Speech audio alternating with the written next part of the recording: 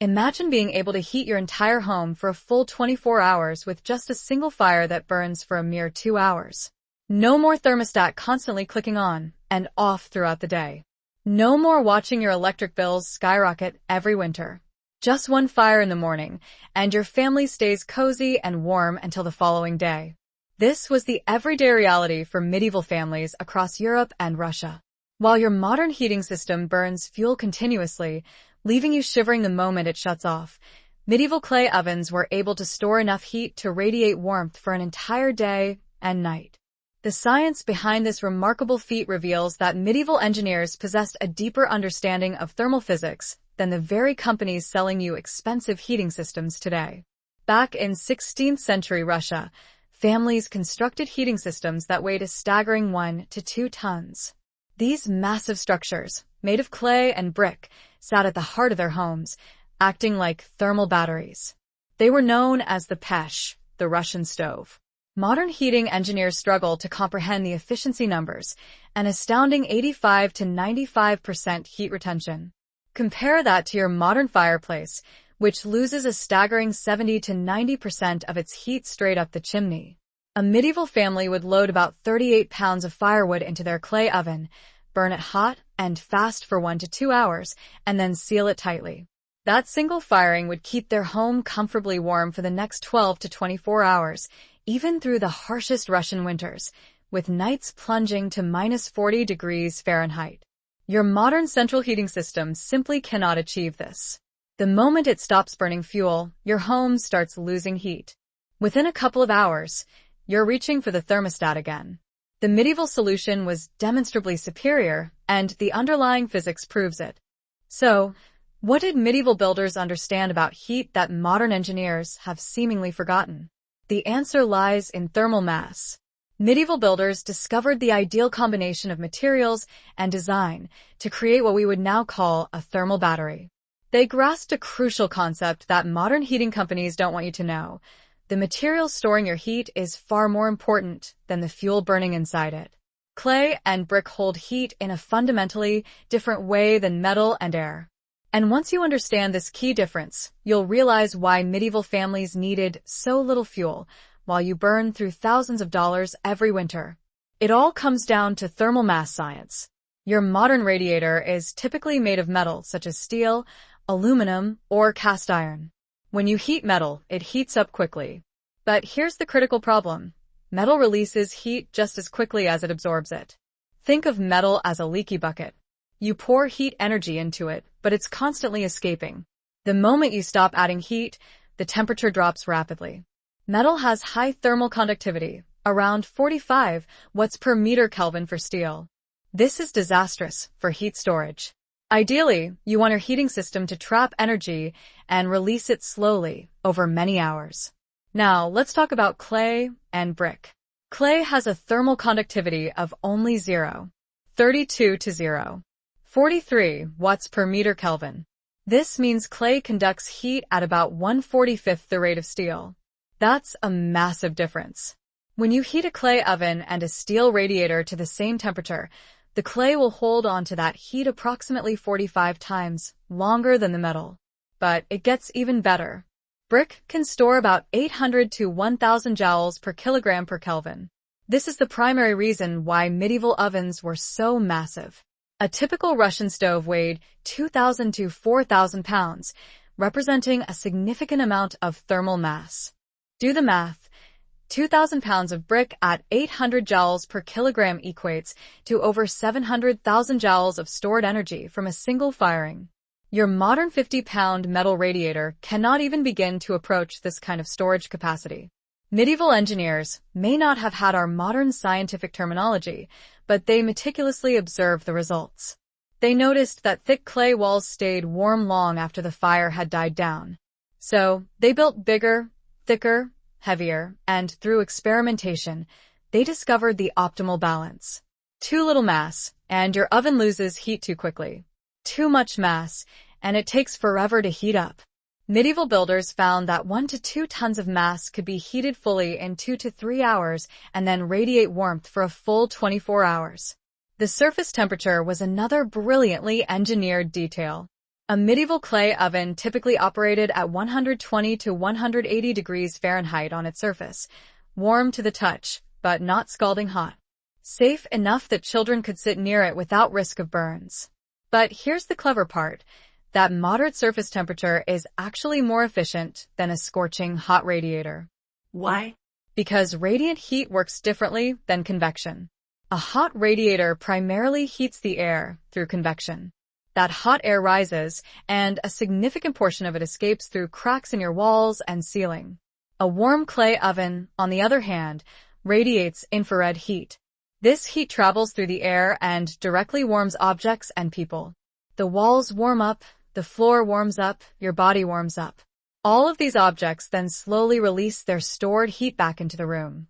You've essentially created a room full of thermal mass that remains comfortable even as outdoor temperatures plummet. This is why families reported that their homes felt warmer at 65 degrees Fahrenheit with a clay oven than at 70 degrees Fahrenheit with modern heating. Medieval builders, through meticulous observation and experimentation, stumbled upon advanced thermal physics, and they built systems that modern engineers are only now beginning to fully appreciate. Now you understand why clay beats metal for storing heat. But that's only half the secret. Because medieval builders didn't just randomly pile up clay. They engineered specific internal designs that captured nearly every bit of heat from the fire. The Russian stove utilized something called the chania, the bends, a labyrinth of channels that forced hot gases to travel along, winding path before they could escape. This innovative design is what truly separated medieval heating from a simple clay box. Let me show you exactly what they built. Picture a large cube of masonry, perhaps about 6 feet tall and 5 feet wide, situated in the center of a Russian home. It's covered in white plaster, with a door at the front for loading firewood and a chimney rising from the top. This is the pesh, the heart of the medieval Russian home. When you light a fire in the firebox, the flames reach temperatures of 1,000 to 1,200 degrees Fahrenheit, hot enough to burn wood completely, with almost no smoke. In a modern fireplace, those incredibly hot gases go straight up the chimney, exiting at temperatures of 600 to 800 degrees Fahrenheit. All that valuable heat energy simply leaves your house. The Russian stove builders, however, said, "No, we're going to capture that heat before it escapes." So, they built internal channels, the chania. These channels force the hot gases to travel horizontally through the mass of the stove before allowing them to rise to the chimney. Imagine the path. Fire burns at the front. The hot gases naturally want to rise, but instead of going straight up, they hit a baffle, a barrier that redirects the flow. They are forced to travel backward through a channel along the bottom of the stove. Then, they make another turn, going up through a vertical channel inside the thick clay walls. Next, they go back across the top of the stove, then down again through another channel. The gases make 3, 4, sometimes even 5 complete bends before they finally reach the chimney. Every time the hot gases touch the cooler clay walls, they transfer their heat into the masonry. The clay absorbs it, stores it, and slowly releases it over the next day. By the time the exhaust gases reach the chimney, they have cooled to only 200 to 350 degrees Fahrenheit. Still warm enough to create the necessary draft, but significantly cooler than the exhaust from a modern fireplace. This means the stove captured the difference. If the gases entered at 1,000 degrees Fahrenheit and left at 250 degrees Fahrenheit, that's 750 degrees Fahrenheit of heat energy now stored in the clay. A properly designed chania system could capture 90% or more of the heat from combustion, a remarkable feat. Your modern fireplace, in contrast, captures maybe 10 to 30%. German builders developed a similar system called the Kachelofen, the tile stove. Finnish builders created the contraflow stove with vertical baffles. The principle remained the same. Maximize the path length of the hot gases, maximize the surface area of contact between the hot gases and the thermal mass, and capture as much heat as possible. Now, let's look at the firing process. A medieval family would load the firebox with 38 to 80 pounds of dry hardwood. They would light it and let it burn at maximum intensity. No damping down the fire, just the opposite. They wanted the hottest, fastest burn possible. This seems counterintuitive to modern thinking, where we try to make fires last as long as possible. But medieval builders understood that hot, fast burns are more efficient. At 2000 degrees Fahrenheit, wood combusts completely. The volatile gases that create smoke burn up entirely, resulting in maximum heat energy extracted from every piece of wood. The fire would burn for 1 to 3 hours. Then, the family would close the damper and seal the air intake, effectively trapping all the remaining heat inside the stove. No cold air could enter, and no hot air could escape. The stove was now fully charged, like a battery, at 100%. Over the next 12 to 24 hours, that stored heat would radiate outward, warming the home. The surface temperature would slowly drop from 180 degrees Fahrenheit to perhaps 120 degrees Fahrenheit, still radiating significant heat. Families would typically do this twice a day in very cold weather, once in the morning and once in the evening, resulting in only 2 to 4 hours of actual fire per day. The rest of the time, they simply coasted on stored heat. Your modern furnace, in contrast, runs in cycles all day and night, 15 minutes on, 15 minutes off, burning fuel continuously because it has no thermal mass to store anything. Medieval families used less fuel and stayed warmer. Let's delve into some of the construction secrets. Medieval builders knew 3 critical construction secrets that made their ovens so effective, and modern builders have seemingly forgotten all 3. Secret number 1. Bury the base below ground level. When archaeologists excavated medieval settlements in Slovakia, they discovered that most clay ovens were partially sunken into the earth. The base of the oven sat below the floor level. Why? There were 2 primary reasons. First, the earth itself acts as insulation. Ground temperature remains relatively constant year-round. In winter, the earth is warmer than the air, so burying your oven base helps prevent heat loss. Second, it provides weather resistance. An oven with its base underground is better protected from wind, rain, and extreme temperature swings. Underneath the clay base, medieval builders typically layered sand, gravel, and larger stones. These layers provided drainage, elevation, and additional thermal mass. Some builders even used wood ash between oven components. Ash is lightweight, has low thermal conductivity, heats up quickly, and then effectively insulates against heat loss. Modern oven builders, in contrast, often pour a concrete slab and build on top of it. Concrete has higher thermal conductivity than ash or sand, meaning it wicks heat away faster. Your oven charges slower and discharges faster. The medieval method was demonstrably superior. Secret number 2. Mix organic materials into your clay. Medieval builders across Europe routinely mixed dried and burned animal manure into their clay, about 40% manure ash to 60% clay and sand. Sometimes they added chopped straw, goat hair, or chaff from grain. Here's why this seemingly odd practice worked. When you fire the oven for the first time, any remaining organic material burns away, creating a porous structure. Thousands of tiny air pockets are formed throughout the walls of the oven. Air is an excellent insulator. These air pockets trap air and significantly reduce thermal conductivity, meaning heat cannot escape as easily, and your oven holds its temperature longer. The porosity also reduces the weight of the oven without significantly reducing its thermal mass. You can build thicker walls without making the structure impossibly heavy. And the porous structure reduces cracking. Clay shrinks as it dries and fires, which can cause cracks. Porous clay, however, has more flexibility, resulting in fewer catastrophic cracks. Medieval builders may not have fully understood the science of porosity, but they knew that ovens built with a manure-clay mixture lasted longer and held heat better. Secret number 3. Build thick walls, but not too thick. Medieval builders found that walls about 3 to 6 inches thick hit the sweet spot. This thickness provided enough mass to store 12 to 24 hours of heat, but wasn't so thick that the oven took all day to heat up. The dome shape of many ovens also helped. A dome has maximum volume with minimum surface area. Less surface area means less heat loss. Some medieval ovens even had double walls with an air gap between them. That air gap acted as additional insulation. The inner shell stored the heat, while the outer shell protected it from escaping. Medieval construction clearly shows a sophisticated understanding of materials and heat flow.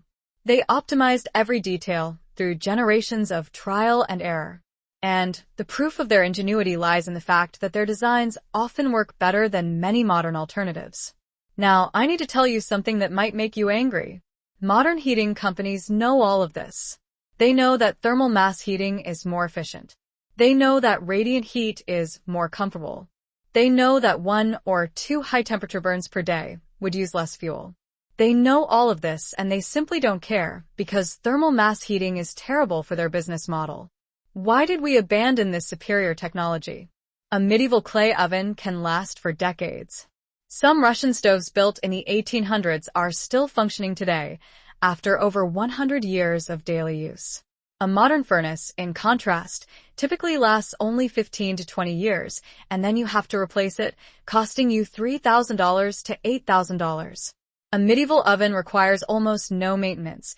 Simply sweep out the ash and inspect for cracks every few years, patching them with more clay. The annual cost approaches zero. A modern furnace, however, requires annual service calls, filter changes, repairs to igniters, thermostats, and blowers, costing you several $100s per year at a minimum. A medieval oven makes you independent. Once you build it, you control your heat. You can burn any wood you can gather. There are no monthly bills. Modern heating, on the other hand, makes you dependent. You have to pay the gas company or the electric company every month. If you can't pay, they shut off your heat and you freeze. From a purely business perspective, which system would you rather sell? The one-time purchase that lasts forever, or the system that needs replacement every 15 years, generates monthly utility payments, and requires annual service contracts? The answer is obvious. There is no profit in selling you independence. In the late 1800s, heating companies began marketing metal stoves and forced air furnaces as modern conveniences.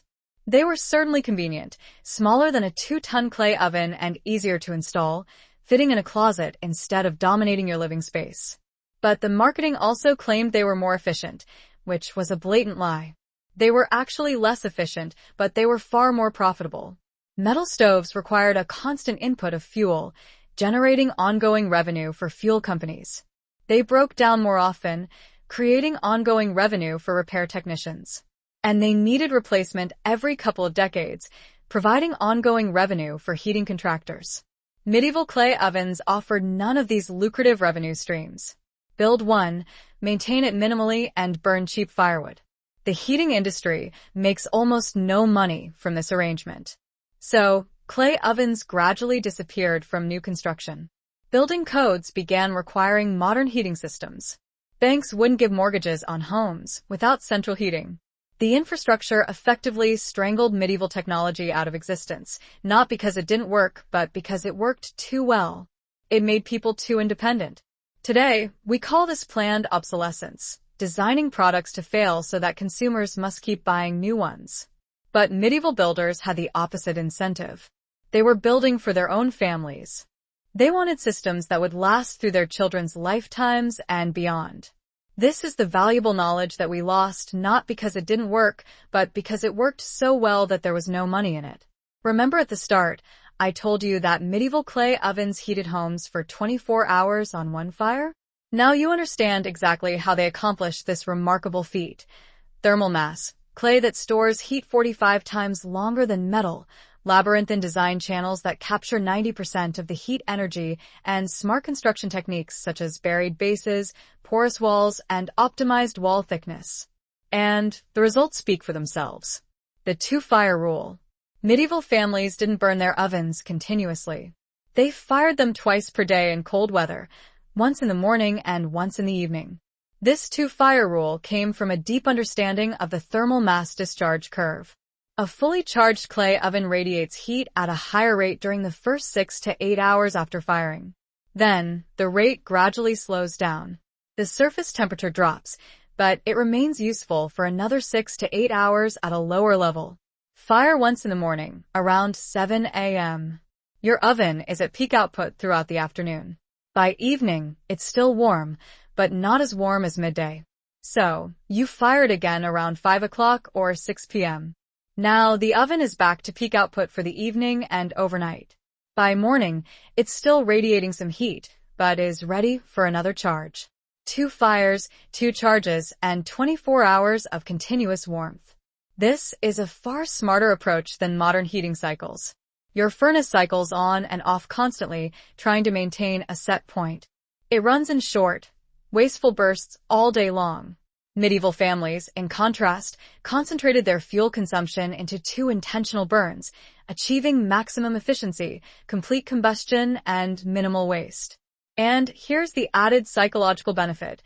You're not a slave to your heating system. You're not constantly adjusting a thermostat. You build 2 fires per day, morning and evening. That's it. The rest of the time, you simply enjoy the warmth. This is heating with intention instead of heating with anxiety. Medieval families also adapted their rule to the seasons. In mild weather, 1 fire per day was often enough. In extreme cold, they might add a 3rd small fire at midday. Modern systems cannot adapt like this. They're either on or off, offering little flexibility. Medieval heating was flexible, responsive to actual conditions, and tuned to human rhythms. This is what we gave up when we switched to automatic systems. If this video is changing how you think about heating your home, hit the like button right now. It tells YouTube to show this video to more people who are tired of expensive heating bills. And subscribe because we are uncovering more medieval technologies that modern companies don't want you to know about.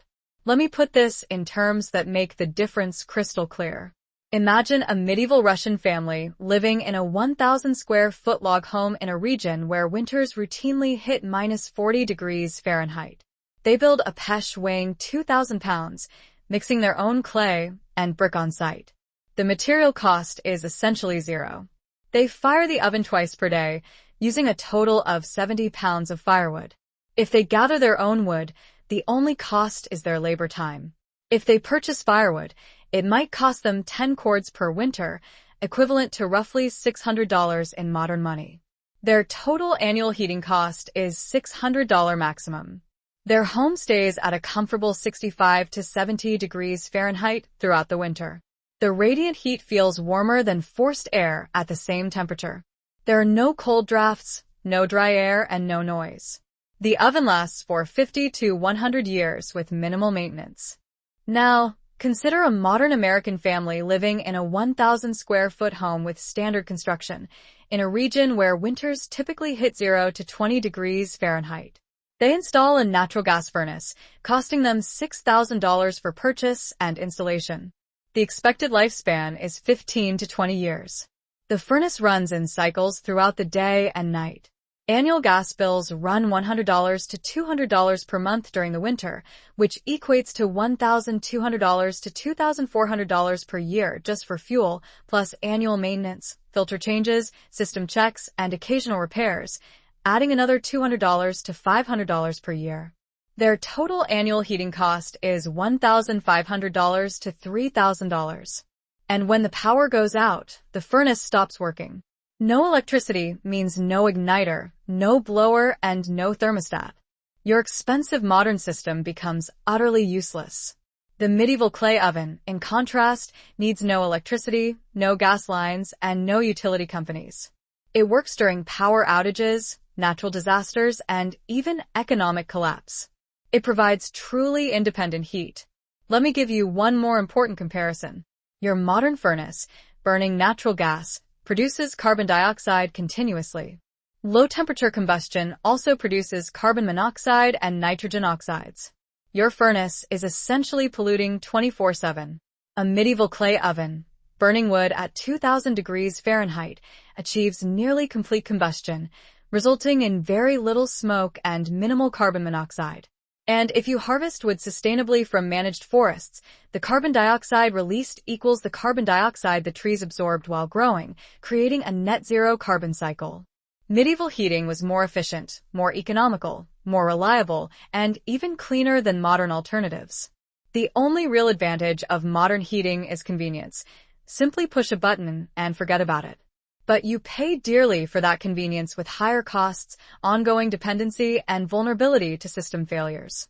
Which trade-off would you prefer? Medieval clay ovens proved that our ancestors were not primitive. They were brilliant engineers who solved problems with elegance and efficiency. They understood that true comfort comes from radiant heat stored in massive thermal mass, that 1 or 2 hot, fast fires per day beats continuous burning, and that clay and brick outperform metal and air for heat storage. They built systems that lasted for generations and cost almost nothing to run. We abandon this knowledge, not because it stopped working, but because working too well doesn't create ongoing profit. The heating industry wants you dependent on their monthly services. Medieval knowledge, in contrast, gives you independence. So, here's my question for you. Now that you know this technology exists, what will you do with this information? Will you keep paying for expensive modern heating that makes you dependent? Or will you explore how medieval thermal mass principles could potentially reduce your costs and increase your independence? The choice is yours. But you cannot claim ignorance anymore. You know the truth now. Medieval clay ovens heated homes for 24 hours on one fire. Your modern system cannot do this, and now you know exactly why. If you want to see more lost medieval technologies that outperform modern alternatives, watch this video next, where I show you how medieval iron never rusted, while your modern tools corrode in just 2 years. Subscribe so you don't miss future videos, and leave a comment telling me which medieval technology you want me to cover next. Thanks for watching, and remember, the past was not primitive. We just forgot how smart they were.